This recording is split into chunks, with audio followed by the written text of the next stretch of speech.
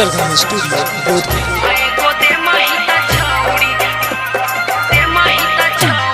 गया जिला घर हो गे छौड़ी, बोध गया हमारो बाजार।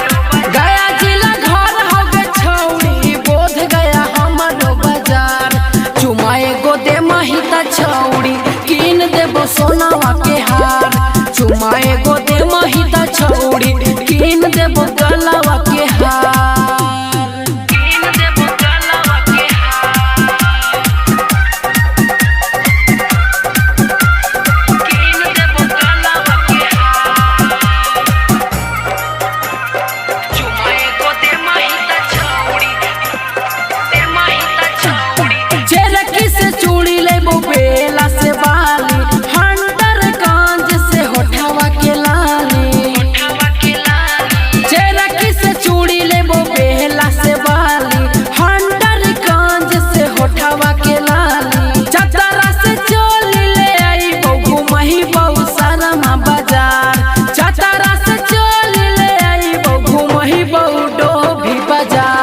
चुमाए गो दे महिता छौड़ी, कीन देबो गलावा के हार।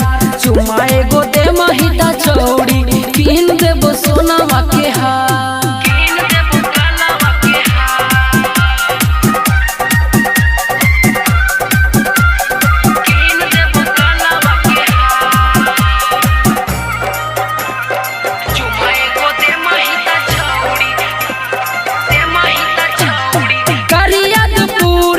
करिया कजरवा टिकुली टेकारी बाके बाजार से बलिया।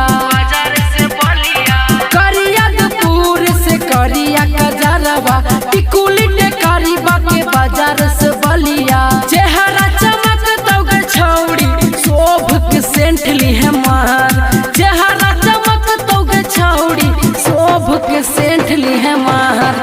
चुमाए गो दे महिता छौड़ी, कीन देबो सोनावा के हार। चुमाए गो दे महिता छौड़ी, कीन देबो गलावा के हार।